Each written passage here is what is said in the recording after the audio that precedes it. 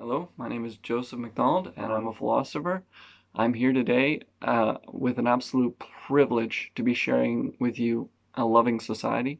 It's a project I've been working on for about a month now. I've worked on it with many intellectual minds that have had the time and interest to work on this kind of project with me. So it's just over 4,000 words. I'm not going to read it in this video. The Word document will be available um, anywhere this video is found. But I'm just going to go over some of the key points for people so that people can understand in a different format than just me writing. Because as a philosopher with a complicated history and past, my words can be a little bit hard to understand. So I'm trying to add a little bit more personal touch. This is version 0.9. I went through a lot of versions prior. It's not version 1 because I don't think it's yet ready to get into mainstream public. But you can tell me otherwise because, like I said, I have worked on it a lot. I bring it forth from a soul understanding, from past life understanding, and all the research I've done of afterlives and the different stories of those places, upper dimensions. And there's a lot of places that are a lot closer to heaven than here, but as foretold in many prophecies, we are going to make heaven here, and this society that I'm proposing in my loving society is the very same as far as I'm concerned, or it's very close. And I feel like by introducing this into the collective consciousness, by speaking to you about it, we're just bringing it closer and closer to the surface, closer and closer to making it a reality. Anyway, I'm going to start right off here. So I start off talking about my intention. My intention is to offer this as a point of reference, as just an idea, as a mark in the sand, as a mark in the dust, somewhere where you can say, hey, look at this stuff. Think about this stuff. Think about how good we should have it, and or we could have it, and or we do have it. Um, so I talk about how in modern times, the money system is a system of competition, which is a system of combat or war. We should not be in that situation anymore. We have abundance, whether the world elite, world material elite, let you understand that or not. Um, to further illustrate this point, I have a graph that I put together, and I have a bunch of numbers here, and they're all ridiculous. So, starvation-related deaths. How many do you think is appropriate on a global scale? I'm thinking 0 people should starve to death. Even in native cultures, native tribes, guess how many people starve to death?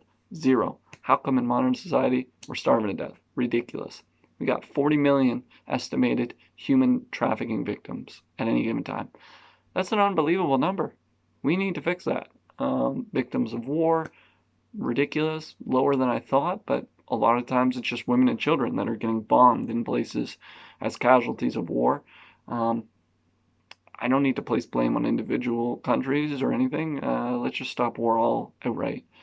Rapes, government debt. Yeah, governments are all set up to be bankrupt. Like, it's ridiculous. 69 trillion in debt. It's a ridiculous number. I don't even know where to start with that. Personal debt compared to GDP. A lot of people probably don't understand GDP. GDP stands for gross domestic product, and debt refers to how much in the negative they are to get that debt. So what this is suggesting here with my 50 to 100% based on the reference below is that most people in the developed world owe as much as they make. Pretty crazy. Infant mortality rate, again, native cultures would not have it that high. It's really sad what we do to children and the way that we use our entire society related to health and wellness. It's really gross. I want to see healers. I don't want to see doctors. Doctors do things that healers don't. Healers do things doctors don't. But you can tell why the term healer is perhaps a more glorified position in some people's mind. Child workers, 200 million. Gross. We don't need slaves and we don't need slave children. Global military budget, 1.8 trillion. Who are we even fighting? We're fighting ourselves. It's silly. People without clean water, 2 billion is the estimation by the World Health Organization. You know, I don't really like those organizations, them and the CDC. Like, they don't really live in the same reality that I do, but even still, there's way too many people without clean water. Anyway, my desire for all those numbers is 0, and I think that's attainable. Maybe not within my lifetime, but hell, why not? Let's try for it. What else do we have to lose? Going forward, I have a concept called micro debts that I developed in 2018. It's a concept that further explains how the bartering system can allow an individual trading one thing that has one value with another individual who has another value. So, for instance, a farmer can bring eggs and trade it for beer with his bartender, and they can find out the appropriate exchange rate, and they can use micro debts to track that circumstance. A lot of things are a monthly thing compared to a daily thing, and that's where micro debts really does well. It eliminates third-party currency. Third-party currency always takes from those that are trading with it. So we don't want third-party currency. It's a control, corrupt mechanism. I recently added in this edition pure democracy. A lot of people don't know this because they didn't study this in school, but a pure democracy is that which is the original of democracy, where each person has an individual vote per concept. So right now we have an elected official democracy, and that kind of democracy is not an equal to a pure democracy. A pure democracy allows you to vote directly for all the things that you want to vote for directly. So you don't have to vote for every little thing, but you have the opportunity to. And I would even take it a step further and add like a structured democracy. So if you could prove that you understood a concept in depth, you might have a larger vote than somebody that has no understanding of the concept, and that would be proven with an easy unified system of testing. So if you study all the parties, for example, and this is a bad example so far, but if you studied all the parties, you might get a bigger vote than the same person voting who didn't study any of the parties and has no idea what they're doing. This is just an example, and again, this is just a baseline. This is not something that I can just say is a ready product. It's a 0.9 for a philosopher. It's not complete, and that's why I need your help to communicate with me, to grow it, to collaborate, to edit it, to make it at a point where society can stand behind this idea of a society that's just a utopia. It's way better. There's no waste, there's no corruption, there's no inefficiencies.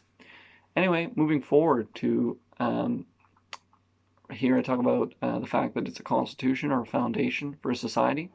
And then I go in to say the first law and the law that overrides all of the laws, supersedes all of the laws, it's the law of love. And the law of love is pretty much the simplest law I could think of to explain all desired interaction.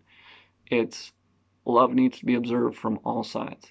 So in modern times, businesses take advantage of each other in trade deals. That's the whole point, is that one guy gets a benefit and another guy gets a benefit, but truly they're in competition with each other, so they're trying to take advantage of each other. The law of love says that it needs to be loving from all sides, whatever is going on. There's no relationship governed which does not abide through the law of love. Right now we have a greedy society. We need to have a loving, cooperative society. Moving forward, I have the law of transparency. And so this law of transparency only governs organizations, governments, groups of multiple people in a public domain.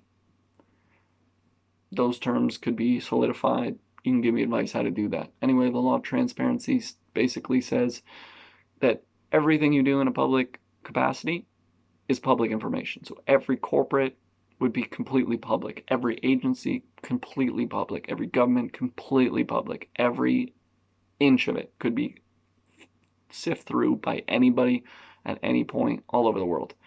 With the internet, this is not an unrealistic idea at all. You could have tons of documentation, tons of video, very easily accessible on logs all over the internet, and people could look at them and analyze them and critique them and improve them. I think everything should be improved, and there's a lot of young people with great ideas that can improve a lot of things that people aren't yet improving and or correcting. So there'd be no trade wars, no secret technologies, no stealing, friggin' abundance. Like, how many times have wonderful technologies been taken by the government and just sifted away, hidden for the profit of some crazy psychopath? Way too many times. I want all that information released, just like Nikola Tesla would have wanted. He wanted his information to benefit regular people, and that's where we're going. That's where we're going to be soon, is that all the abundance of information, awareness is abundant for everyone. So this gives so much greater rise to free energy, 3D printing, and all those beautiful things. Moving forward, we have the law of cooperation. The law of cooperation states that all of these things need to be accessible for the aid of another. And there would be no monopolies or credential restrictions. People would be given universal testing. So whether I'm building a rocket or I'm building a bridge, you would have the opportunity to help. And so, yeah, if I had 10 laborers and I only needed 5, yeah, maybe you'd be on the bench. But there would be opportunities for people to create equity, create value for themselves and others within the community without waste, without administration, without theft, without all these terrible things that we don't need and don't want. Anyway, moving forward from the law of cooperation, we have the law of privacy. So the law of privacy governs individuals and families.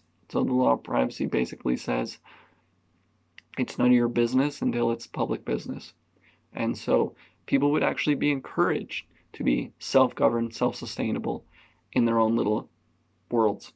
Like, that would be totally fine. If people want to make their abundance transparent, they can do that. If they want to donate their abundance, trade it, do whatever they want with it, that's fine, but there's no waste. And the law of privacy basically allows families to be self-controlling. We don't need government or big brothers in our houses.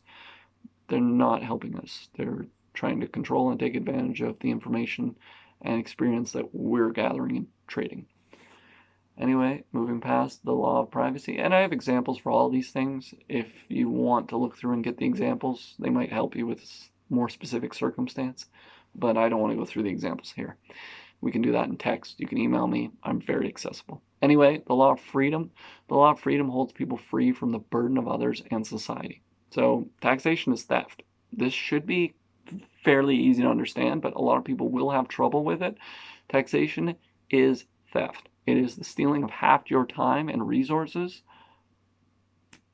for the public, the greater good. Well, the greater good actually doesn't steal. The greater good needs transparency and abundance that we already have.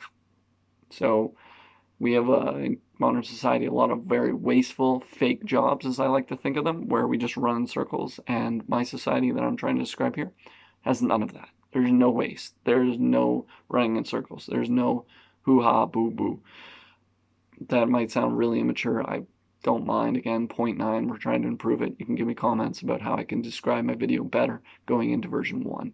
I do expect to make another video about this in a few days as I get further and further in public domain. Anyway, moving beyond, we got the law of freedom. The law of freedom, I did start, but people who I've described it to had a lot of trouble of it. Basically, you're free. You're really free in this society. Like, you do whatever you want. Just until it affects somebody else, you're in the clear. You can do whatever you want in the privacy of your own home, to yourself, with yourself. That's good. There's no crimes against doing drugs in your own home. How did we ever get to crimes about the use of drugs of self is ridiculous. If you want to stay home in my society and do meth, that's your business. Where you get the meth, that could be public domain. That's where I can come up and say, hey, I'm concerned you're using too much meth. Like, why are you doing this? And that's where we can get the law of transparency and love. And, you know, as a community, have like a big, we love you, you know, we're here for you kind of thing. But in general, people in this society described are self-controlling, self-governing. And if that scares you, well, then I'm sorry, but you really should look at what consciousness can do for individuals and your potential to control yourself and be responsible for yourself and give yourself all the love and care you deserve. Anyway, moving forward, unused things are free across the board. No waste exists. So what this basically says is you can't have 6 homes if you're one person. You could trade. You know, if you could say, hey, I worked hard for all these homes and I'm controlling them and I'll trade them to the community for this, this, and this, that could be agreeable, but there's no mortgages. There's no, oh, the bank owns everything bullshit. I don't know how we got so indoctrinated into this understanding that the government and the bank owns everything, but If you've seen how the bank and the government act, you probably understand that we need to have individual freedoms to create abundance and trade abundance without being stolen from. I hope in no way that sounds like I'm disrespecting the government. I'm just suggesting it's time for improvements. I'm actually trying to respect the government so much, I'm giving it its abundance through the service to the world around itself. Anyway, moving forward, elements of repressed universal truths plus technology, they would just be given out. They'd just be there. And there would be no agendas suppressing them. So you wouldn't be forced to consume anything, but you would have every opportunity to look at the realities of some of these situations, especially as we move from a third dimensional species into upper dimensional species. When you figure out how the fourth and fifth dimensions work, the third dimension's a joke. So I really hope people can look into the different metaphysics and realities that are well beyond themselves, which have to be constituted to be here within superstring theory and the interconnectedness of all things. Anyway, that would all become public. Once we have 0-point energy, free energy released in 3D printing, everybody has abundance. Imagine just nobody has to work for the electricity. We all just have a ton of electricity. And think how much equity and value you create with that electricity. And then you have 3D printing on top. What would we not have as a society if we can have those two components? We would have everything. We would have so much abundance. Everyone would be an artist. Everyone would be a philosopher. Everyone would be producing culture.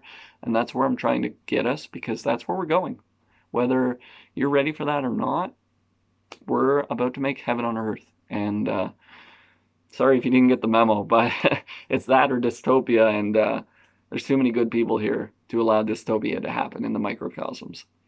Anyway, moving forward, media. Without the media's agenda with propaganda for control to its owners' benefits, beliefs, the media would be a source of great education, love, prosperity, good messages, good vibes.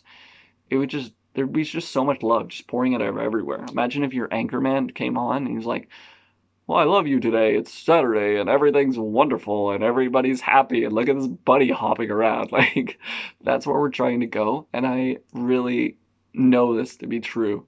And I can't wait for everyone to share in this.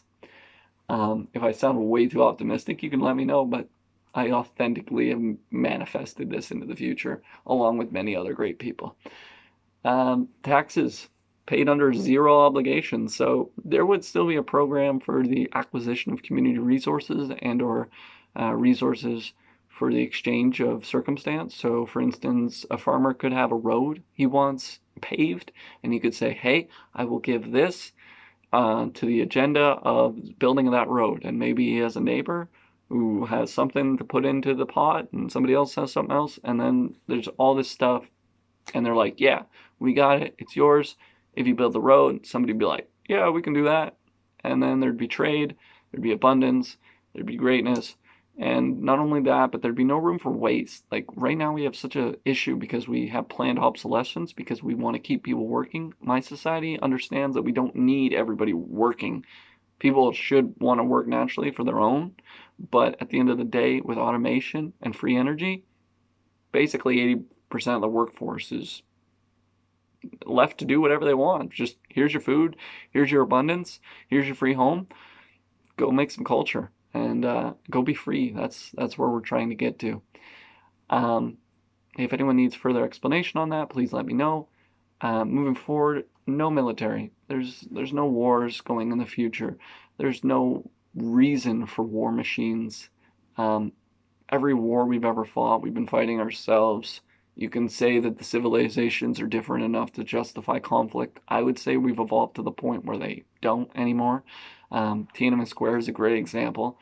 Anybody, any normal person can go stand in front of that tank and you understand that the person standing there is not the bad guy. The person that's murdering someone with a big military machine is the bad guy. And governments don't need to do this once they give people free reign of their lives back. I don't want any violence in the movement of this idea, and I don't want any violence going forward. I just want love and abundance. And I think we're intellectually and spiritually at the level where we can perceive that as a very realistic reality. So if there was a need for guns by individuals, say that you would use the whole animal and you want to hunt it and you want to eat it. That's okay. In general, I'm not super personally comfortable with the domestication and killing of animals, but I don't intend to be God or anything here. If you can justify it within your understanding of the law and love and within your own community, then people can still eat hamburgers. I just hope that we can be more humane with the way that we kill animals and the way that we respect them and the way we utilize them. Wouldn't it be nice if we only killed cows when they were about to die, or we let them die naturally? Like, wouldn't that be fantastic that a cow just lives a perfect life and then, at the end, you had your little ceremony for it and then you ate it? Like, I think that would be way better, and I'd be a lot more comfortable with the eating of meat in that circumstance. I've been a vegetarian now for 3 months, 4 months, and it's going great for me. It took a while initially to get to that stage, but I really don't want to kill things with a face anymore. I've grown beyond it. And like I said, no judgment on anybody that wants to kill and utilize completely. Go for it. Whatever you want to do. Just no waste and as much love as humanly possible into the situation. Police are now put in a situation where they don't have guns, they're responsible for protection, and they would not engage in violence, charge people, or arrest them except for under extreme circumstances. Big reason we have such crime today is because we have such fear, hatred, whatever, and the misconception of a lack of abundance. If you give everyone a home, which the society I'm designing does, with the abundance of homes, and give everyone food with the abundance of food, and give everyone technology with the abundance of technology and information and equity, then people have no reason to want to hurt and steal from each other. They'd be like, oh, I already got all the goods, like I already won. So there'd be way less and or no crime at all. And so police would just be there, as people to protect truth and to bring truth into light. And anything that did escalate to the point of needing guns or conflict at that level would be part of the militia or the gun club. I talked about severe crime, so more or less we would isolate severe criminals and or consider capital punishment when community service was out of the picture. So, you do a minor or medium offense, just go back and fix the problem within the community.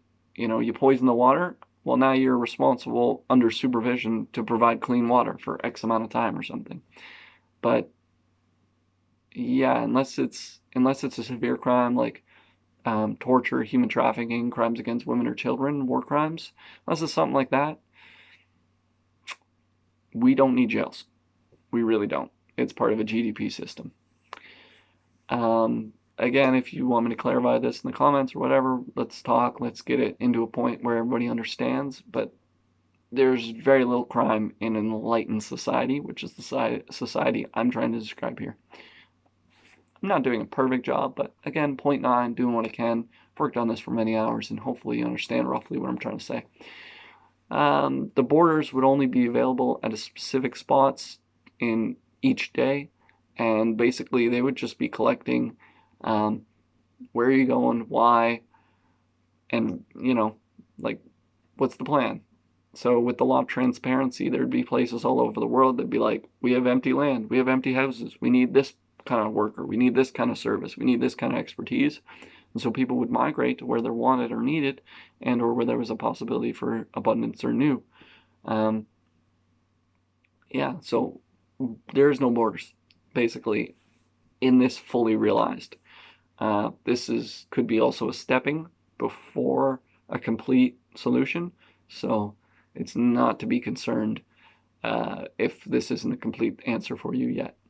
Libraries. So, this is my favorite part. So this is where I talk about the fact that we would have community banks of assets.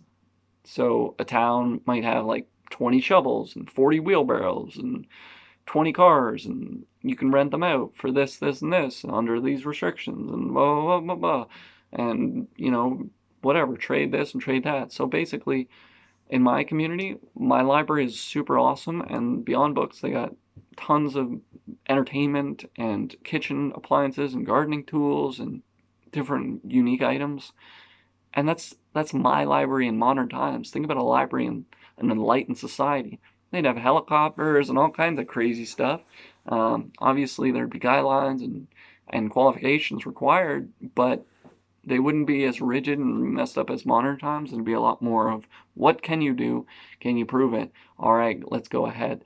So as someone would be like, I need a car for the day, and that would be perfectly acceptable and normal within this society for them to just be like, here's the keys, bring it back with a full tank. And yeah, so it's a much different world. There's no waste, there's no competition. We wouldn't have 20 car dealerships. We'd have a few, and it would be to the benefit of any to help another. So if your car breaks down, people would want to help you. They wouldn't go out of their way demanding you help them first. They would want to help you, and they would get that exchange either through the community, through transparency, or through you directly. And that's why this society is a lot easier for an enlightened world, because there's no waste. There's no middle crap. It's just straight up, I need this, give me this. Oh, it was an honor to give you this. Now we're both happy. Let's continue growing as an abundant community. So I have insurance, no mandatory insurance. It's a small point, but liability within the person that's in the highest control of the assets. So whoever has the highest honor in the town, you could call him a mayor, you can call him a king, whatever you want. I'm sure in every little community they'd have their own titles and whatever. Anyway, now I have how to deal with scaling community. This really relies on pure democracy. So a town would have clear problems they would identify, and then as a community they would be solved. So we have too many houses, we need people. Law of transparency, I tell the world around me, hey, you got any people that need houses in exchange for X, Y, and Z? Here you go, bam. If a town needs new piping, for example, a little bit more difficult of an issue, but they could identify the expertise they need, they could identify the physical resources they needed, they could identify the workforce they needed, and big bang boom, solutions would come apparent. In the interim, they'd even have, within the law of transparency, people all over the world advising them how they can easily get clean water in their homes. It's not so complicated. And quite honestly, even if the world were to end tomorrow, if you get sand, charcoal, and gravel, and you know what you're doing, you can make water cleaner than in your tap pretty easily. And I hope that is no surprise to you. Anyway, moving forward. All right, that's it. That's all we have. Again, this is point 9 of A Loving Society by me, philosopher Joseph McDonald.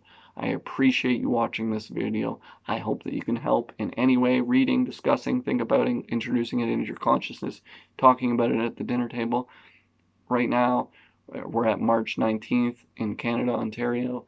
We got the coronavirus thing going on right now. If you got nothing better to do, think about what your perfect society looks like, because we can manifest that. We can make it so that you have everything that you could ever want, even here in this lower dimension. I thank you. I wish you well. Hopefully I'll have 1.0 in a month or 2 weeks or whatever. Please give me your feedback. I would love it. I want to make this better and better and better till everyone understands it. So it's simple, it's short, it's concise, and there's no question, and there's no abundance of waste and mundane laws and whatever. Anyway, again, cheers.